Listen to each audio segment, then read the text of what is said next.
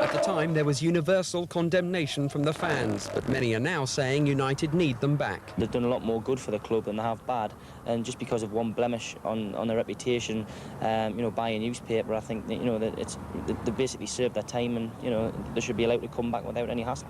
And I think now that, you know, that they're all back in the club, we'll see some stability in Newcastle United. You know, will, you know, claw their way back up from the, you know, the bottom of the table, back on the top. And it would be nice to see Freddie and Dougie actually, you know, plough some more money into the club and, you know, bring in a star signing.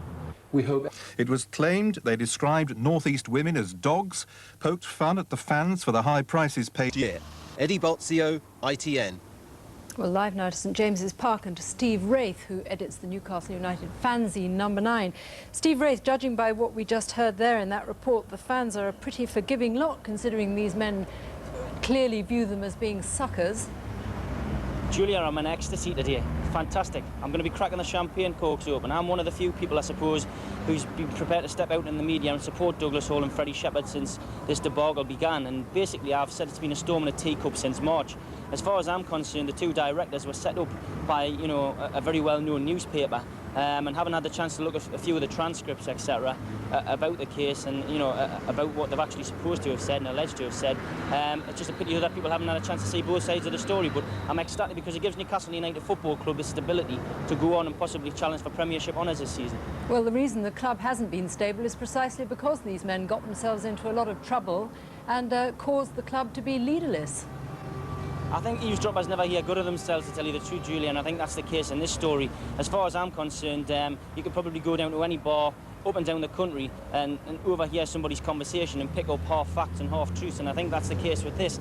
They were set up very professionally. The bottom line is that own 65% of the club, they're still here, they always have been here, it's just that they're coming back into the public eye. I think the only thing they did do wrong was not come back into the public eye sooner. They should have apologised, which they will be doing to the fans via a letter, which will probably be coming out to all season ticket holders in the next couple of days.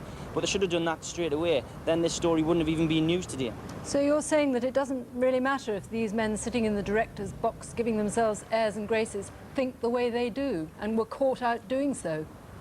I just think that it's basically, you know, there was a lot of Premiership chairmen and probably a lot of football chairmen were, you know, breathing a sigh of relief in March when, you know, Douglas Hall and Freddie Shepherd were set up, because I'm sure that in other boardrooms up and down the country there's probably been similar things going on.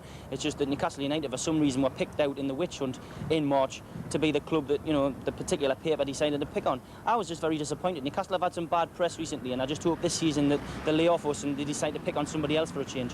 What would you say to people who say that it just illustrates that money talks? Football and sport today, Julia, is ruined by money. We've seen it in boxing, we've seen it, you know, in football in particular, and it's a very sad day, you know, when money actually ruins things, and that's the way it goes with football, I'm afraid. It's always going to be the same. Anyway, thanks very much.